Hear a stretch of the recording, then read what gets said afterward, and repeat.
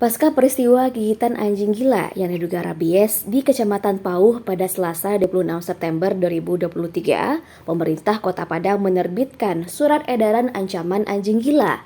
Kepala Dinas Pertanian Kota Padang, Yoice Yuliani pada Senin 2 Oktober 2023 menyebutkan bahwa setelah kejadian tersebut sudah dilakukan vaksinasi rabies pada hari Kamis hingga 5 hari setelahnya.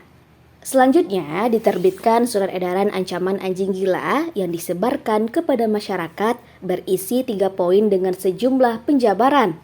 Poin pertama, melakukan pencegahan penularan rabies pada manusia melalui upaya pencucian luka dengan air mengalir selama 15 menit. Poin kedua, kepada pemilik hewan penular rabies untuk melakukan vaksinasi rabies pada kucing, anjing, dan kera secara rutin minimal 1 kali dalam setahun. Lalu memelihara hewan tersebut di dalam pekarangan rumah dengan mengandangkan atau mengikat agar tidak berkeliaran di tempat umum. Poin ketiga, jika ada kasus gigitan pada manusia, segera melapor ke Dinas Kesehatan Kota Padang dan laporkan hewan tersebut kepada Dinas Pertanian.